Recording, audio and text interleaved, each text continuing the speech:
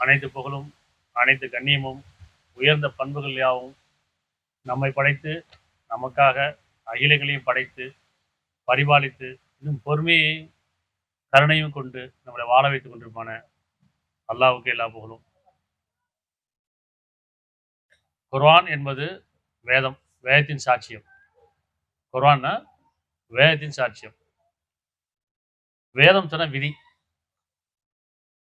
குர்ஆன்னா பிரித்தறிதல், அது வேதத்துடைய சாட்சியம். வேதம் என்னன்னு சொன்னா அது விதி. விதி அப்படின்னு சொன்னா இறைவன் வரையறை.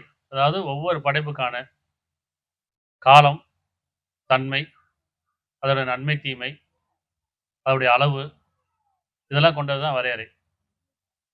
எதை ஒன்று இறைவன் படைக்கிறானோ அதுக்கான காலத்தையும், அதுக்கான தன்மையும், அதுக்கான நன்மை, தீமையும், இன்னும் அதோடைய அளவையும் கொண்டெல்லாம் படைக்கிறது இல்லை. இது விதி. படைக்கப்பட்ட எல்லாமே அப்படிதான். இயற்கையாகவும் மனிதனுக்காக படைக்கப்பட்டது இறைவனுடைய அருள்கொடை. இயற்கை மனிதனுக்காக படைக்கப்பட்ட இறைவனுடைய அருள்கொடை. மனிதன் வாழ வைப்பதற்காக தான் இயற்கை படைக்கப்பட்டது. மனிதனுக்காக தான் அகிலம் படைக்கப்பட்டது. 7 வானங்களும், பூமியும், சூரியனும், சந்திரனும், கோலங்களும், இது அனைத்து இயற்கையும் யாருக்காகனா மனிதனுக்காக. மனிதன் தான் இறைவனுடைய பிரதிநிதி. பிரதிநிதினா தெரியுமா? நம்பிக்கைக்குரியவன். இறைவன் சொல்ல நம்ம நம்பிக்கை வச்சிருக்கேங்கிறான். இறைவன் நம்மகிட்ட சொல்றான், நீங்கள் நம்பிக்கைக்குரியவங்க மேல நம்பிக்கை வச்சிருக்கேன், நீங்க விசுவாசமா இருக்கீங்கிறான். வித்தியாசம் புரியுதா? இறைவன் நம்பி நம்மளை படைக்கிறான். அப்படி மனிதனை பிரதிநிதியா அப்படின்னு சொன்னா, நான் ஒரு நம்பிக்கைக்குரியனா படைக்க போறேன். முந்தைய கூட்டம் ஜின் கூட்டம், அவங்களோட நம்பிக்கைத்தன்மை இல்லை. படைச்சனா நம்பிக்கைக்குரியரா மனிதனை படைக்கிறேங்கிற, மனிதனை படைச்சான். நம்பிக்கையாளர்னு சொல்றான், பிரதிநிதின்னு சொல்றான். அவனுடைய நம்பிக்கைக்கு நம்ம என்ன செய்ய மாறு செய்யக்கூடாது. அவன் நம்பிக்கைக்குரியவர்களா நம்ம இருக்கணும். அவனுக்கு விசுவாசம் உடையவர்களா நம்ம இருக்கணும்.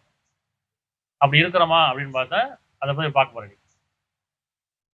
இயற்கை இறைவனுடைய அருள்கொடை. அருளுக்கும் பொருளுக்கான வித்தியாசம் என்னன்னு சொன்னா, அருள்ன்றது எண்ணி மாளாது.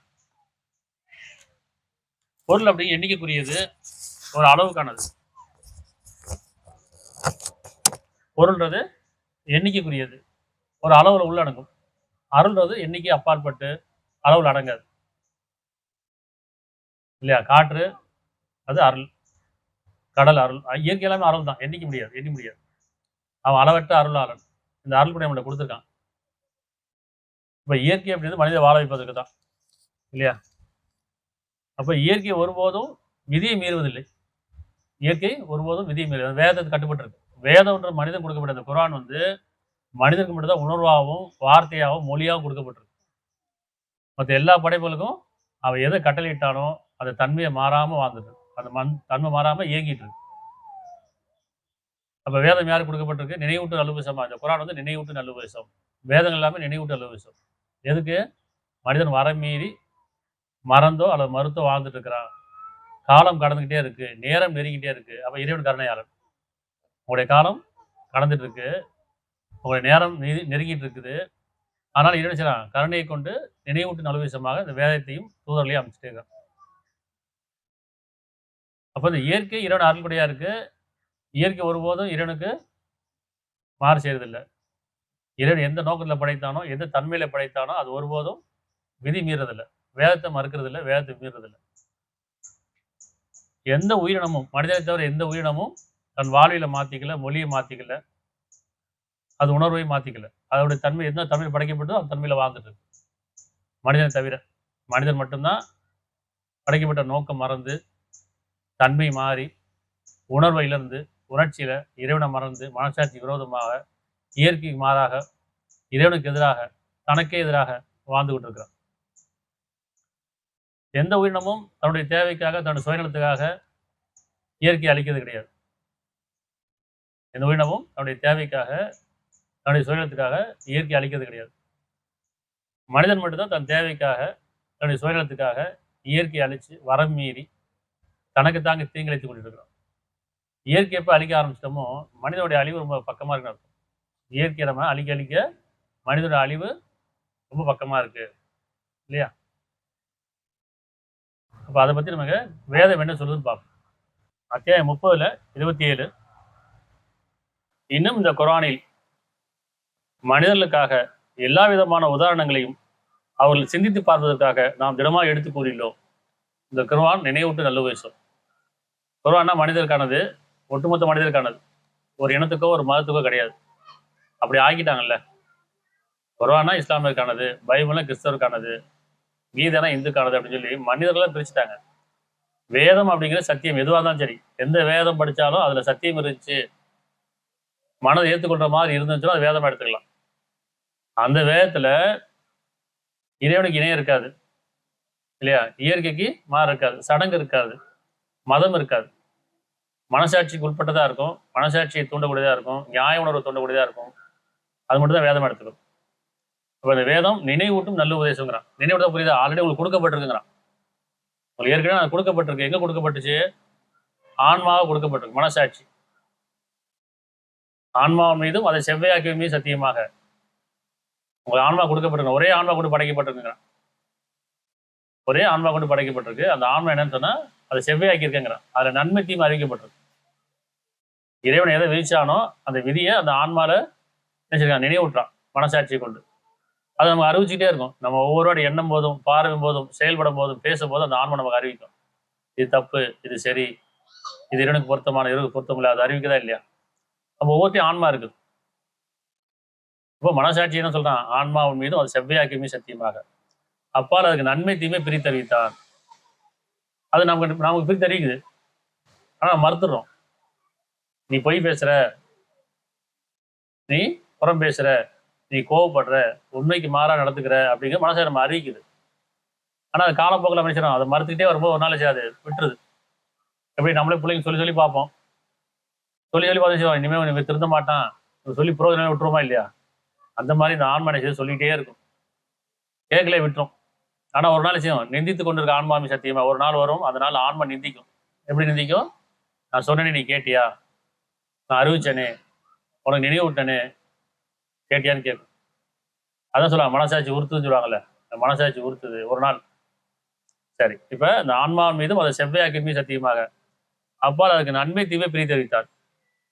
யார் அதை பேணிக் கொள்கிறாரோ அவர் வெற்றி அடைந்து விட்டார். யார் உதாசீனோ தோல்வி அடைந்து விட்டார். இதுதான் கரு. இந்த ஆன்மா பின்பற்றிட்டா நம்ம வெற்றி அடைஞ்சிடலாம். இறைவன் எந்த நோக்கத்தில் படைத்தானோ அந்த நோக்கத்திலையும் நம்ம வழிபட்டு அவனுக்கு பொருத்தமானவர்களா நம்ம வெற்றி அடையலாம். ஆன்மா உதாசப்படுத்தினோம்னு சொன்னா ஆன்மா என்ன? மனசாட்சி. அந்த மனசாட்சி உதாசப்படுத்தும் போது நாம தோல்வி அடைஞ்சிடணும். இறைவனுடைய டெஸ்ட்ல தோல்வி அடைஞ்சிட்டோம். ஆன்மாவை விட்டுட்டோம்னு சொன்னா சைத்தான் வழி கெடுத்துருவான். சரியா? அப்ப அந்த ஆன்மாங்கிற நினைவூட்டக்கூடியது அந்த குரான். வேதம், ஆன்மா, குரான். எப்படி பார்க்கணும் நம்ம? வேதம்னா விதி. அந்த விதியை நினைவூட்டக்கூடியதான் இந்த ஆன்மா. இந்த ஆன்மாவை நினைவூட்டக்கூடியதான் அந்த வேதம். இதை சொல்றதுதான் தூதர் வராங்க. தூதர் வரவங்களே எதுக்கு வந்தாங்க? நபிமார்களும் தூதர் எதுக்கு வராங்க? தீர்க்கதரிசி எதுக்கு வராங்கன்னு சொன்னா ஆன்மா பக்கம் திரும்புறதுக்கு தான். நீ ஆன்மா பக்கம் திரும்புங்க, மனசாட்சி பக்கம் திரும்புங்க அப்படின்னு சொல்றது தான் வராங்க. வேற எதுக்கும் வரல. சடங்கு போதிக்க வரல, மதத்தை போதிக்க வரல. ஆன்மாவை பின்பற்றுங்க, அதாவது மனசாட்சி கட்டுப்படுங்க, நியாய உணர்வு கட்டுப்படுங்க அப்படின்னு சொல்லதான் வராங்க. அப்ப இந்த குர்ஆன் மனிதர்களுக்காக எல்லா விதமான உதாரணங்களையும், சகல உதாரணம் சொல்றான். இந்த குர்ஆன் தெளிவானது, விளக்கமானது, சந்தேகம் இல்லாதது அப்படின்னு சொல்றானா இல்லையா?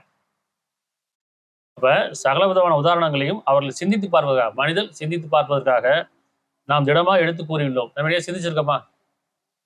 குர்ஆனை சிந்திச்சது உண்டா? ஓதி இருக்கோம், மனப்பாடம் பண்ணியிருக்கோம், ஆனா சிந்திச்சது கிடையாது. ஓதுனா மந்திரம், சிந்திச்சா குர்ஆன். நீங்க சிந்திக்க மாட்டீங்களா, ஆராய மாட்டீங்களான்னு கேட்கறான். உங்க வீட்டுல பூட்டு போட்டிருக்கான்னு கேட்கறான். நீங்க சிந்திக்க வேண்டாமான்னு கேட்கறான். ஒரு மலையின் மீது இந்த குர்ஆனை இறக்கி வச்சிருந்தோம்னு சொன்னா இறைவனுடைய பயத்தால் அதை நடுங்கி பிளந்து போயிருக்குன்னு சொல்றான். சொல்றானா இல்லையா? ஆனா உங்க இதே நடுங்கவில்லையான்னு கேட்கறான். அப்போ ஒரு மலையே என்ன செய்யணும்? சுக்குநூறா ஆயிருக்கும் இறைவனுடைய கட்டளைக்கு. ஆனா மனிதனுடைய இதயம் நடுங்கல. காரணம் வர மீறி வாழ்ந்துட்டு இருக்கான், பெருமை கொண்டவரா வாழ்ந்துட்டு இருக்கான். அப்ப குர்ஆன் என்ன? பிரித்தறிதல், சிந்தித்து உணர்தல். ஓதுனா அது ஒரு மந்திரம் தான். என்ன சொல்லி கொடுத்துருக்காங்க? குர்ஆனை ஓதுங்க, ஒரு எழுத்துக்கு 10 நன்மை, ஓதுனா புண்ணியம் அப்படின்னு சொல்லிருக்காங்களா இல்லையா? அவங்கள்ட்டே கேட்கணும். எல்லாம் சொன்னா நீங்க போதையில இருக்கும்போது நெருங்காதீங்கன்னு சொல்றான். போதையில இருக்கும்போது தொழுகைக்கு நெருங்காதீங்க, குர்ஆனுக்கு ஓத நெருங்காதீங்கிறான். ஏன்? போதனை என்ன? அறியாத ஒரு குடிகாரன்ட்ட போய் என்ன சொல்லுவான்? பேசணும்னு வச்சுக்கோங்க சொல்லுவான், நான் காலேஜ் விடிஞ்சவன் சொல்லுவான், போதை தெரிஞ்சவன நான் அப்படியே பேசினேன், நான் அப்படியே செஞ்சேன், எனக்கு தெரியாதுன்றோம். அப்படிதானே? அப்ப நான் என்ன பேசுறேன், நான் என்ன செய்யணும்னு தெரியாத பதில் நீங்க எதையும் செய்யாதீங்க. இப்ப இந்த குர்ஆன் நீங்க சிந்திக்காம ஓதாதீங்க, சிந்திக்காம அதை பத்தி நீங்க பேசாதீங்க. இது சிந்தனைக்குரியது. மனிதன் சிந்தனைக்குரியவன். எத்தனை பேர் குர்ஆனுடைய தெளிவு தெரியும்? எத்தனை பேர் சிந்திச்சிருக்கோம்? சிந்திச்சா மட்டும் தான் நம்ம குர்ஆனை சிந்திக்கணும்னு அர்த்தம், குர்ஆனை படிக்கணும். ஓதுனா மந்திரம் தான் ஓதுறோம்னு அர்த்தம், அது சடங்கு. சரி, அப்ப மனிதர்களுக்கு எல்லா விதமான உதாரணங்களையும் மனிதர்கள் சிந்தித்து பார்ப்பதற்காக திடமா எடுத்து கூறியுள்ளோம். நீங்க சிந்திக்க வேண்டாமா? சிந்திக்கன்னு சொல்லலாம். இப்ப நம்ம என்ன பார்க்கறோம்? இந்த அருள் கொடை இறைவன் எப்படி படைச்சிருக்கான் மனிதனுக்கு அப்படின்னு சொன்னா, அத்தியாயம் 11:6 இன்னும் தேவைகளை நிறைவேற்றி தர அல்லாஹ் பொறுப்பேற்றுக் கொள்ளாத எந்த உயிரினும் பூமியில் இல்லை. தேவைகள் என்ன? உணவு. ஒண்ணுதான் முக்கிய தேவை. வாழ்வாதாரத்துக்கு என்ன முக்கியம்? உணவு. அப்ப தேவைகளை நிறைவேற்றி தர அல்லாஹ் பொறுப்பேற்றுக் கொள்ளாத எந்த உயிரினும் பூமியில் இல்லைங்கிறான். உணவு இருந்தாத உடலை அமைக்கவில்லை. எந்த உயிரினமா இருக்கட்டும், எல்லா உயிரினமும் உணவு தேவை இருக்கு. அப்ப மேலும் அவை வாழும் இடத்தையும் அவை அடங்கும் இடத்தையும் அறிகிறான். வாழும் இடத்தையும் வாழும் காலங்களையும் அடங்கும் நேரத்தையும் அறிகிறான். நம்ம இடம்னா என்ன அறிக்கிறோம்? நீ வாழும் காலங்கத்தையும் அடங்கும் நேரத்தையும் நான் தான் அறிவேங்கிறான். இவை அனைத்தும் தெளிவா அவனுடைய புத்தகத்தில் இருக்கின்றன, அந்த வேத விதியில இருக்குங்கிறான். புத்தகம் என்ன? ஏடு, பதிவேடு. புத்தகம்னா பதிவேடு. என்ன ஏடு? விதி. அந்த விதியில் இருக்குங்கிறான். உங்களில் அழகிய யார் என்று சோதிப்பதற்காக அவன் மரணத்தையும் வாழ்க்கையை வைத்திருக்கின்றான். மரணம் வீழ்ச்சிதான் வாழ்க்கையை கொடுத்துருக்கேன். மரணம் ஏற்கனவே விதிச்சாச்சு. எல்லாத்துக்கும் மரணம் ஏற்கனவே விதிச்சாச்சு. செயலுக்கான கூலியும் விதிச்சாச்சு. இப்ப நம்ம செயலுக்கான கூலி நம்ம தான் தேடிக்க வேண்டியது. மரணத்தை விதிச்சா சரி, செயலுக்கான கூலி எப்படி விதிச்சா? நன்மைக்கான கூலி என்ன, தீமைக்கான கூலி என்ன, இது விதிக்கப்பட்டிருக்கு. நன்மை தீமை ஆன்மா மூலம் அறிவிக்கப்படுது. யார் நன்மை பேணிக் கொள்றார்களோ அந்த விதிம்பரோ அது நடக்கும். யார் தீமையை நடக்கிறார்களோ அது விதிபடி நடக்கும். அப்ப தேவையில் நிறைவேற்றி தர அல்லாஹ் பொறுப்பேற்றுக் கொள்ளாத எந்த உயிரினும் பூமியில் இல்லை. அவை வாழும் இடத்தையும் அவன் அடங்கிய இடத்தையும் அவன் அறிகின்றான். இவை அனைத்தும் தெளிவான அவனுடைய வேத புத்தகத்தில் இருக்குன்னு அர்த்தம். இப்ப நம்ம எப்படி படிச்சிருக்கான்ல? வானங்கள் பூமியும் எதுக்காக? மனிதனை வாழ வைப்பதற்காக. மனிதனுடைய பிரதானம் என்ன? உணவு, நீர், காற்று, இல்லையா? இதை கொண்டுதான் படைச்சிருக்கான். இதுதான் உயிராற்றல். அத்தியாயம் 41:9-10. 41:9-10 பூமி 2 காலங்களில் படைத்தவனை நிராகரித்து. பூமி 2 காலங்களில் படைச்சிருக்கேங்கிறான். பூமி எப்படி 2 காலம்? இரவு பகல் 2 காலம் தானே. பகல் இரவு இது 2 காலம். அப்போ பூமி 2 காலங்களில் 2 நாட்கள்னு போட்டிருப்பாங்க, தமிழாக்கத்தில் போட்டிருப்பாங்க. சிந்திச்சு படிக்கும்போது 2 காலம். சரியா? ஏன்னா இறைவனுக்கு எது ஒண்ணு காலம் தேவை கிடையாது, நேரம் கிடையாது. அவன் ஒரு வரையறையில படைச்சிருக்கான். அவன் படைக்க நாடினா ஆகண்ட மாத்த படைக்கூடியவன். அவனை 2 நாட்கள் 6 நாட்கள்லாம் தேவை கிடையாது. ஆக என்ற மாத்த படைக்கூடியவன். சரியா? ஆனா நமக்கு மனிதனுக்கு அவர் காலக்கணக்கு வச்சிருக்கான். அப்ப 2 காலங்களே இரவு பகல் 2 காலங்களாகவும் படைச்சிருக்கான். அவனு பூமி 2 நாட்களில் 2 காலங்களில் படைத்தவன் நிராகரித்து அவனுக்கு இணைகளை நிச்சயமா நீங்களா ஏற்படுத்துகிறீர்கள். அவன் அகிலத்தார்க்கெல்லாம் இறைவன் என்று கூறுவீராக சொல்றான். அகிலத்தார்க்கெல்லாம் இறைவன் யாரு? அல்லாஹ் ஒருத்தன் தான். இறைவனை யாரு? படைத்து பரிபாலிப்பவன், போஷிப்பவன், வாழ வைப்பவன். அல்லாஹ்னா அவனை தவிர இல்லைன்னு அர்த்தம். அவனே அதன் மேலிருந்து உறுதியான மலைகளையும் அமைத்தான்.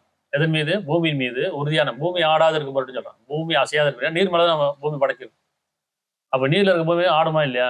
அது ஆடாத இருக்கும் பொருட்டு அவனே அதன் மேல் இருந்து உறுதியான மலைகளை அமைத்தான். அதன் மீது பாக்கியங்களையும் பொழிந்தான். அந்த பூமியில பாக்கியங்களை பொழிஞ்சுக்க. என்ன பாக்கியம்? உணவு, ஒவ்வொரு உயிரினத்துக்கான உணவு. இன்னும் அதில் அவற்றின் உணவுகளை 4 காலங்களில் சீராக்கினான். சிந்தித்து உணரக்கூடிய மக்களுக்காக 4 காலங்கள் சொல்றான். 4 வகையான உணவு. அதை நம்ம சிந்திக்கணுமா இல்லையா? 4 நாட்கள் போட்டிருப்பாங்க. 4 காலங்கள். என்ன காலம் இருக்கு நமக்கு? 4 பருவ காலம் இருக்குல்ல. கோடை காலம், மழை காலம், குளிர்காலம், இலையுதிர் காலம், இல்லையா? 4 காலங்கள் இருக்கு. ஒவ்வொரு காலத்துக்கான உணவு இருக்கு. அப்போ இறைவனுக்கு தெரியும் இந்த மனிதனுக்கு என்னென்ன எந்தெந்த காலத்துல எப்படி கொடுக்குறோம்னு சொல்லி. அதான் இன்னைக்கு என்ன சொல்றாங்கன்னா, அதே மாதிரி 4 விதமான நிலப்பரப்பும் இருக்கு. அதை பார்த்துக்கணும். விவசாயம், வேளாண்மை, இது வந்து மனிதனுடைய வாழ்வாதாரம். இது அருளாதாரம், பொருளாதாரம் கிடையாது. அது பொருளாதாரம் ஆக்கிட்டாங்க. விவசாயம் வேளாண்மையும் மனிதனுடைய அருளாதாரம், அது பொருளாதாரம் ஆக்கிட்டாங்க. இப்போ நெல் வச்சு என்ன வரும், எத்தனை வரும், 700 கதிர்மதி வரும்னு சொல்றான். ஒரு நெல்லுக்கு அது 700 கதிர்கள் வரும்னு சொல்றான். ஒரு விதை வச்சோம்னா ஒரு மரமாவது, மரத்து நிறைய கனிகள் வருது. இப்படி ஒவ்வொரு விதைக்குள்ளேயும் அருள், எண்ணிலடங்காத அருள் இருக்கு. இவன் அப்படிதான் படைச்சிருக்கான். கடல்ல பாத்தீங்கன்னா எவ்வளவு மீன் பிடிச்சாலும், எவ்வளவு கடல் பிராணிகள் நமக்கு உணவு தேவைகள் எடுத்தாலும் குறையவே குறையாது. இப்படி அவன் படைச்ச நிலப்பரப்புல எப்படி பாத்தீங்கன்னா, உதாரணத்துக்கு இப்ப தமிழ் எப்படி சொல்லுவாங்கன்னா, குறிஞ்சி, முல்லை, மருதம், நெய்தல் இல்லையா, ஒரு 4 பரப்பு இருக்கு. இதுல அவன் வரம் மீறிட்டு வச்சுன்னா அது பாலநிலம் ஆயிரும்.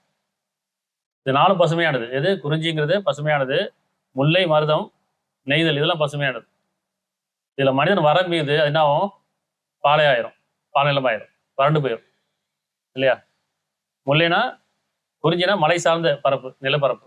அப்படிதான் முதல்ல வாழ்ந்துட்டு இருந்தாங்க. அப்ப அங்க பாத்தீங்கன்னா அருளா இருந்துச்சு. அப்ப பொருள் அடிப்படையான வாழ்க்கை கிடையாது, அருள் அடிப்படையான வாழ்க்கை மட்டும்தான். அப்ப பணம் காசு எல்லாம் கிடையாது. மனிதன் தேவைக்கு நிறைவேற்றிட்டு இருந்தான். தேவை கிடைச்சு மலை சார்ந்து வாழ்ந்தாங்க, நிலம் சார்ந்து வாழ்ந்தாங்க, கடல் சார்ந்து வாழ்ந்தாங்க, கடல் சார்ந்து வாழ்ந்தாங்க. இவ எல்லாமே அருளிலே வாழ்ந்தாங்க. அது பொருளா மாறல, அளவு கிடையாது, எண்ணில் அடங்காது, அப்படிதான் வாழ்ந்துருந்தாங்க. அப்ப என்ன சொன்னா, 4 வகையான உணவுகளே. ஒண்ணு உயர்வான உணவு எது? கனி வகைகள், பழங்கள் இருக்குல்ல, இதெல்லாம் காட்டிலே சமைக்கப்படுது. அது ருசி சேர்க்க தேவையில்லை, அப்படியே எடுத்து பழத்தை சாப்பிடலாம். நெருப்பு தீண்டாதது, சுவை தீண்டாது, மனிதன் அறிவு தீண்டாது, அப்படியே எடுத்து சாப்பிடலாமா இல்லையா. மேலான உணவு, வானத்தின் உணவு சொல்லலாம். 2வது என்ன? கால்நடைகள். 3வது கடல்ல இருக்க மாமிசங்கள். 4வது பூமி விளையக்கூடிய பயிர்கள். இப்போ 4 விதமான உணவு இறைவன் படைச்சிருக்கான். ஒரு காலத்துக்கு தகுந்த மாதிரி அவர்களுக்கு தேவைகள் படையாது. ஏன்னா விருப்பம் மனிதனுக்கு விருப்பம் கொடுக்கப்பட்டிருக்கு. விருப்பம் தகுந்த மாதிரி உணவையும் எல்லாம் படைச்சிருக்கான் இல்லையா. அவனே அதன் மேலிருந்து உறுதியான மலைகளையும் அமைத்தான், அதன் மீது பாக்கியங்களை பொழிந்தான். இன்னும் அதில் அவற்றின் உணவுகளை 4 காலங்களாக சீராக்கினான். நீ சிந்தித்து உணரக்கூடிய மக்களுக்காக. யார் சிந்திக்கிற அவங்களுக்கு மட்டும் தான் புரியுங்கிறான் இல்லையா. 6:99. இன்னும் அவனே வானத்திலிருந்து மலையை இறக்கினான், அதை கொண்டு எல்லா வகையான விளைச்சல்களையும் நாம் வெளியாக்கினோம். மனிதனோட அறிவுக்கு தான் நிலப்பரப்பு வேற வேற, எது நாடுகள் வேற, நிலப்பரப்பு வேற, மனிதன் அறிவிக்கலாம். ஆனா வானம் எப்படி ஒண்ணுதானே. எல்லா நிலப்பரப்பாலும் எந்த நாடா இருந்தாலும் இந்த வானம் பொழிஞ்சாதான் பூமி விளையும். வானம் விளையினா பூமி விளையாதானே. அது இந்தியாவாகட்டும், அமெரிக்காவாகட்டும், அரபு நாடு ஆகட்டும், எங்க தான் சரி, வானம் ஒண்ணுதான். பூமி நிலப்பரப்பு தான் பிரிச்சு வச்சிருக்காங்க. ஆனா அந்த வானம் பொழிஞ்சாதான் பூமி விளையும். அந்த காற்று பொதுவானது, வானம் பொதுவானது இல்லையா. அப்ப இன்னும் அவனே வானத்திலிருந்து மலை இறக்கினான், அதை கொண்டு எல்லா வகையான விளைச்சல்களையும் நாம் வெளியாக்கினோம். அதிலிருந்து பசுமையானதும் வெளிப்படுத்துகின்றோம். அதிலிருந்து நாம் வித்துகளையும் அடர்த்தியான கதிர்களையும் வெளிப்படுத்துகிறோம். பேரித்த மரத்தின் பாலையிலிருந்து வளைந்து தொங்கும் பழங்களும் இருக்கின்றன. திராட்சை தோட்டங்களையும் ஒன்று போலும் வெவ்வேறுமான மாதுளையும் ஜெய்தூன் ஆகியவற்றையும் அவை காய்ப்பதும் பின்னர் கனிந்து பழமாவதையும் நீங்கள் உற்று நோக்குவீர்களாக என்றார். ஏன்னா உற்று நோக்கவே மாட்டோமா, எனக்கே பார்த்துருக்கோமா, கவனிச்சிருக்கிறோமா, அது எப்படி விதைக்கிறோம், அது எப்படி விளையுது, அது எப்படி இலை வருது, அப்புறம் எப்படி பூ பூக்குது, அப்புறம் எப்படி காயாவது, எப்படி கனியாவது பார்த்துருக்கோமா. கால்நடை மாதிரி மேய்ஞ்சிடறோம். பாருங்கிறான். ஒரு பழம் உரிச்சா கூட பிரிச்சு பழம் தோலை உரிக்கும் போது பாருங்க, வாழைப்பழம் தோலை உரிக்கும் போது பாருங்க, மாலை தோல் உரிக்கும் பாருங்க, அது எப்படி ஒன்று டிசைனா இருக்குது. ஒவ்வொரு பழத்துக்கும் ஒரு டிசைன் இருக்குல்ல உள்ளுக்குள்ள. அது விதை எப்படி அழகா அடக்கப்பட்டிருக்கு, அந்த பழம் எப்படி ருசிக்குது. அப்ப என்ன செய்யணும், உணர்வோட சாப்பிடுங்க. ஐப்புலன்னு வேலை செய்யணும். தொடும்போது அதில் உணர்வு இருக்கணும். ஒரு பழம் எடுத்தாலும் சரி, உணவு எடுத்தாலும் தொடரும் உணர்வு இருக்கணும். அதுக்கப்புறம் அதில் மனம் இருக்கணும், அதில் ருசி இருக்கணும் இல்லையா. அது கண்ணில் வந்து பார்க்கறதுக்கு நல்ல ஒரு அழகாக இருக்கணும். இதெல்லாம் இருக்கணும். அதுமே விருப்பம் இருக்கணும். அப்ப எப்படி இறைவன் படைச்சிருக்கான்னு பார்க்கணும். ஒரு இளநீ இருக்குது, இளநீ பார்க்குறோம், இளநீ குடிக்கிறோமா இல்லையா. அது எப்படி மேலே ஏழி அவ்வளோ உயரத்தில் இருக்குது, அது தண்ணியை பாரு எவ்வளோ இனிப்பா இருக்கு. அந்த இனிப்பு சுவையார் சேர்த்தா, ஒவ்வொரு பழத்துலையும் சுவையார் சேர்த்தா, ஒவ்வொரு கனியும் ஆகட்டும், வேற எந்த பழமாகட்டும், இல்லை காய்கறி ஆகட்டும், எல்லாத்துக்கும் மனிதன் அறிவு தீண்டும் போது தான் நெருப்பை தீண்டி அதை சாப்பிட்றோம். முதல் உணவு எது? பழங்கள். அது எதுவுமே தீண்ட தேவை, அறிவு தீண்டவே தேவையில்லை. அது நம்ம எதுவுமே செய்ய தேவையில்லை, ருசி சேர்க்க தேவையில்லை, அப்படியே எடுத்து சாப்பிடலாம். 2வது கால்நடை இல்லையா. அது வெஜ்ஜு தான், நம்ம தான் நான்வெஜ்ஜுங்கிறோம். அப்படிதானே? எதை சாப்பிடணும்? வெஜிடேரியன் தான் சாப்பிடணும். கால்நடையெல்லாம் இது வெஜிடேரியன் தான். மிருகங்கள் தான் நான்வெஜ். மிருகங்கள் வேற, கால்நடை வேற. மிருகங்கள் சாப்பிடக்கூடாது, கால்நடையை சாப்பிடலாம். கால்நடையில சாப்பிடுவோம், பில்லு தான் சாப்பிடும். அப்போ நம்ம அதை நான்வெஜ்ஜுங்கிறோம், அதான் வெஜ்ஜு. நீங்க வெஜ்ஜு சாப்பிடலாங்கிறாங்க. அடுத்து கடல்ல இருக்க மீன்கள் இல்லையா, கடல் பிராணிகள், இதையும் நல்லா சாப்பிடலாம். எல்லாம் தூய்மையானது, எவ்வளோ நாளும் குறையாது. கடைசியா தான் கேட்குறாங்களே மூசாரி விட ஒரே உணவாக நாங்கள் சகிச்சு கொள்ள மாட்டோம், பூமி விளையக்கூடிய கோதுமை, கீரை, வெள்ளரிக்காய் இதெல்லாம் கேட்குறாங்களா இல்லையா? அப்போ எது நன்மையா இருக்காது தவிர நீங்கள் தீமையான கேட்குறீங்கன்னு சொல்றாயிருவேன். அப்படிதான் மனிதன் அநியாயக்காரன் ஆயிட்டான், வரமீறிட்டான். தூய்மையானதை விட்டுட்டு மேலானதை விட்டுட்டு கீழானதை கேட்டாச்சு, அதுக்கு நன்றியோட இல்லை இப்ப. அப்ப நீங்க உற்று நோக்க வேண்டாமா? உற்று நோக்குங்கிறான், கவனிங்கிறான். அத்தியாயம் 14:34. நீங்கள் அவனிடம் செவியேற்ற யாவற்றிருந்தும் அவன் உங்களுக்கு கொடுத்தான். நீங்கள் அவனிடம் செவியேற்ற யாவற்றிருந்தும் உங்களுக்கு கொடுத்தான். சிந்திக்கணும் இந்த வார்த்தைக்கு இருக்கு என்ன செய்யணும்? செவியேற்றனா புரியுதா? அவன் உங்களுக்கு உணர்வு ஊட்டக்கூடிய விருப்பங்களை அமைச்சான் இல்லையா, அது செவியேற்றுன்னு அர்த்தம். நமக்கு ஒரு விருப்பம் கொடுத்துருக்கான், அந்த விருப்பம் அவன் நமக்கு அமைச்சது. அப்ப நீங்கள் அவனிடம், இறைவனிடம் செவியேற்ற உணர்வு, இந்த செவி இல்லை, இந்த உணர்வு. எனக்கு விருப்பமானது வேணும், அந்த விரும்பிட்டோம், அந்த விருப்பத்துக்கான உணவு படைச்சிருக்கான். அப்ப நீங்க அவட செவியேற்ற யாவற்றும் அவன் உங்களுக்கு கொடுத்தான், படைச்சிருக்கான்னு அர்த்தம். அல்லாவின் ஆழ்கொடைக்கு நீங்கள் கவனிப்பீர்களாயின் அவருடைய எண்ணி முடியாது. நிச்சயமா மனிதன் மிக்க அநியாயக்காரனாகவும் மிக்க நன்றி கட்டவனா இருக்காங்க. அல்லாவுடைய ஆழ்கொடை நீங்க எண்ணிகளாலும் எண்ணி முடியாதுங்கிறான், நீங்க எண்ணிடாத படைச்சிருக்காங்கிறான். அப்படி செவியேற்றன்னு அர்த்தம் இந்த செவி கிடையாது, இந்த உணர்வு. விருப்பம் இருக்கா இல்லையா? அதாவது 106 போயிட்டு இருந்தோம். இதெல்லாம் லைட்டாக நோட் பண்ணிட்டே வாங்க, அப்படியே எழுதி வச்சுட்டே வந்தீங்கன்னு சொன்னா திருப்பி படிக்கும் ஒரு புதிய சிந்தனை வரும். ஒவ்வொருத்தரும் தனித்தனி விளக்கம் கிடைக்கும், இதான் விளக்கம் கிடையாது. ஒவ்வொருத்தரும் படிக்கும் போதெல்லாம் தனித்தனி விளக்கம் கிடைக்கும். அப்படிதான் இறைவன் சொல்றான். இந்த குர்ஆனுக்கு நீங்க விளக்கம் எழுதுவீர்களானால், விளக்கம் தேடுவீர்களானால், கடல் 7 கடல் மையானாலும் எழுதி முடியாதுங்கிறான். உலகத்துல உள்ள மரங்கள்லாம் எழுதுவனாலும் எழுதி முடியாதுங்கிறான். அந்த அளவுக்கு இல்லை ஞானம் இருக்கு. அதான் இதான்னு கிடையாது, இன்னும் மேலானது. அத்தியாயம் 106 போயிட்டதெல்லாம் குறைஷிகளுக்கு, அதாவது வம்சங்களுக்கு விருப்பம் உண்டாக்கி மழை காலத்திலும் இன்னும் கோடை காலத்திலையும் பிரயாணத்திலும் அவர் விருப்பத்தை உண்டாமிக்காக ஒரு விருப்பம் கொடுத்து, ஒவ்வொரு காலத்துக்கும் விருப்பம் கொடுத்துருக்கேங்கிறான். அந்த விருப்பத்தை தான் சொல்றேன், நீங்க செவியேற்ற அந்த விருப்பத்தை உணர்வூட்டிய நீங்க கேட்ட யாவற்றிருந்தும் அவங்களுக்கு படைச்சிருக்கேங்கிறான். வேற எந்த உயிரினத்துக்கும் எந்த படைப்புக்கும் விருப்பெல்லாம் கிடையாது. இருக்கா? அது தன்னுடைய தற்செயலா படாது. இறைவன் எதை விதிச்சாலும் அது மட்டும் தான் செய்யப்படும். நான் மனிதனுக்கு மட்டும் தான் செய்யறான், நன்மை தீமை அறிவிச்சுட்டான், ஆன்மா கொடுத்துட்டான், காலம் கொடுத்துட்டான், நேரம் வச்சுட்டான். இப்ப நமக்கு நீங்க ஒரு விரும்பபடி வாழுங்கிறான். அதுல நன்மை தீமை இறைவன் அறிவிக்கிறான். அந்த விருப்பம் தான் நமக்கு என்ன செய்யுது, உணர்வு ஊட்டக்கூடியதா இருக்கு. இருக்கா இல்லையா? மனித விருப்பம் இருக்கா? இல்ல, மனிதனுக்கு தான் பார்க்க கிடையாது. மனிதன் மட்டும் தான் வெறுப்பு இருக்கு. அப்ப புருஷைகளுக்கு வம்சங்களுக்கு விருப்பம் உண்டாக்கி மழை காலத்திலும் கோடை காலத்திலும் பிரயாணத்திலும் அவருக்கு விருப்பம் உண்டாக்கியதுக்காக அவர்கள் அவ்வீட்டின் இறைவனை முன்னாக்குவர்களாக அவனே அவர்களுக்கு பசிக்கு உணவளித்தான், மேலும் அவர்கள் அச்சத்திலிருந்து அபயம் அளித்தான். பசிக்கு அவனே உணவளித்தான், அச்சத்திலிருந்தும் அபயம் அளித்தான் சொல்லும். அப்ப நாம் எங்க இருக்கணும், நம்மளை சார்ந்த உணவு இருக்கணும், அல்லது உணவு சார்ந்த இடத்துல நம்ம இருக்கணும். உணவுக்கு நமக்கு ரொம்ப தூரமா இருக்கு. இப்படி ரொம்ப தூரம் புரியுதா? பக்கத்துல இருக்கதான் தெரியுது. ஆனா படிக்கணும், வேலைக்கு போகணும், சம்பாதிக்கணும், உழைக்கணும், அப்பதான் உணவு கிடைக்கும். காலைக்கில தான் இருக்கு பூமி, இந்த காலைக்கு இருக்க உணவை நம்ம எடுத்துக்க முடியல. ரொம்ப தூரம் புரியுதா? இப்ப 5 வருஷம் படிக்கணும், 20 வருஷம் படிக்கணும், அப்புறம் வேலைக்கு போகணும், வேலை தேடணும், அப்புறம் வேலை கிடைக்கணும், அதுக்கப்புறம் சம்பாதிக்கணும், அதுக்கப்புறம் தான் என்ன செய்யணும், உணவு தேடணும். ரொம்ப தூரம் இருக்குங்கிறான். ஆனா எதுவும் சொன்னா எப்படி இந்த 4 பரப்புல பார்த்தோம் இல்லையா, மலை சார்ந்து, கடல் சார்ந்து, இந்த வயல் சார்ந்து இருக்கும் இல்லையா, இதெல்லாம் நம்மளை சுத்தி இருக்கணும். அப்படிதான் வாழ்ந்தாங்க அந்த காலத்துல. காலப்போக்கில் மனிதன் அறிவு தீண்டு தீண்ட நாகரிகம் பெருக பெருக அதை விட்டு வெளியே வந்தாச்சு. எப்படி உணவு சார்ந்த உணவு விட்டு வெளியே வந்தாச்சு, பணம் வெளியே வந்தாச்சு. இந்த பணம் தான் மனிதனை வரமீற வைக்குது, இணை வைக்க தூண்டுது, நிராகரிக்க தூண்டுது. குணக்கேடுகள் எல்லாமே இந்த பணத்தின் அடிப்படையில் தான். உணவு தான் பிரதானம். உணவு விட்டாச்சு, வாழ்வியல் மாறி போச்சு. அப்படிதானே? திரும்பி 14:34 நீங்கள் அவனிடம் செவியேற்ற, புரியுதா, விருப்பங்களை செவியேற்ற யாவற்றிலிருந்தும் அவன் உங்களுக்கு கொடுத்தான், படைத்தான் அர்த்தம். அல்லாவின் ஆள் கூட நீங்கள் கவனிப்பீர்களாயின் அவற்றை நீங்கள் எண்ணி முடியாது. எண்ண முடியுமா? எண்ண முடியாதானே? அவற்றை நீங்க எண்ணி முடியாது. நிச்சயமா மனிதன் மிக்க அநியாயக்காரனாகவும் மிக்க நன்றி கெட்டவனா இருக்காங்க. 80:24 இருந்து அத்தியாயம் 80:24 இருந்து. எனவே மனிதன் தன் உணவின் பக்கமே என்பதை சிந்தித்து பார்க்கட்டும். எனவே மனிதன் தன் உணவின் பக்கமே என்பதை சிந்தித்து பார்க்கட்டும். சிந்திங்க. உணவு தான் உங்களுக்கு பிரதானம். அதுதான் வாழ்க்கை. அதுதான் உயிரோட்டமே. உணவு இல்லாமல் வாழ முடியாது. உணவு இருந்தால் உடலை அமைக்கவில்லைங்கிறான். எந்த உயிரினமாகட்டும் உணவு தான் பிரதானம். எனவே மனிதன் தன் உணவின் பக்கமே என்பதை சிந்தித்து பார்க்கட்டும். நிச்சயமா நாமே மழை பொழிய செய்கின்றோம். பின் பூமி பிளந்ததாக பிளந்து பின் அவற்றின் வித்துக்களையும் முளைப்பிக்கின்றோம்.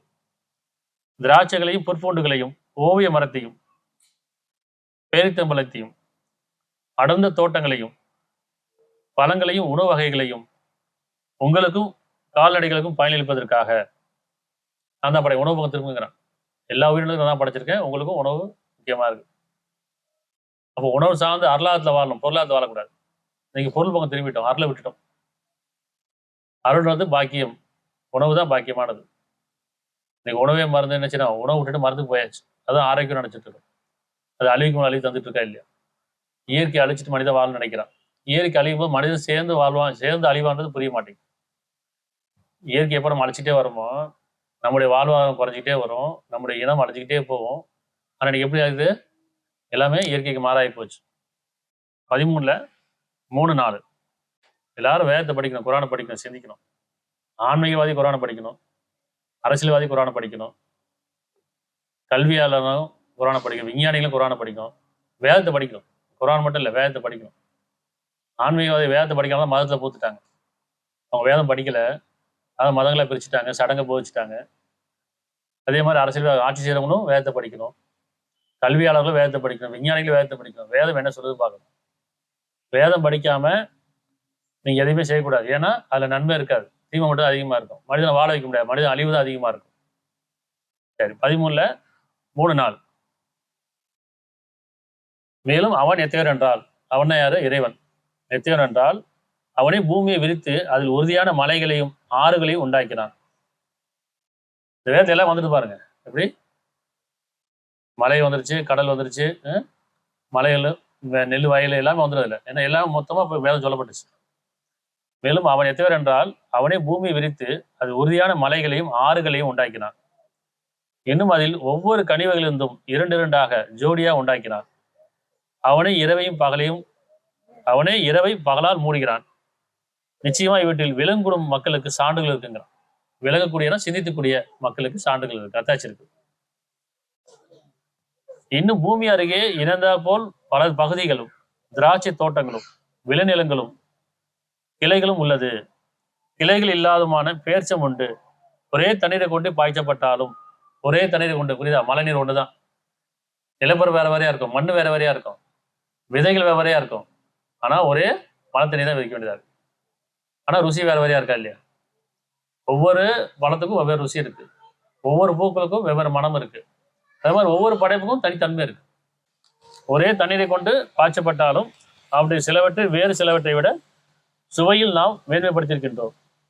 நிச்சயமா இவற்றில் உணர்ந்தறியக்கூடிய மக்களுக்கு தெளிவான சான்று இருக்கின்றன. வேதனை சொல்லுது, உணர்ந்தறிங்கன்னு சொல்லுது, சிந்திங்கன்னு சொல்லுது. தொண்டுத்தனமா ஓதாதீங்க, சிந்திங்க, உணருங்க, இறைவனை உணருங்க, இயற்கையை உணருங்க. இயற்கையை உணராம இறைவனை உணர முடியாது. இறைவனை நம்ம பார்த்ததில்லை, பார்க்கவும் முடியாது, யாரும் அடையாளம் காட்ட முடியாது. இறைவனுடைய ஆற்றல் தெரிஞ்சுக்கணுமா இல்லையா? அப்ப இயற்கையை உணரணும்.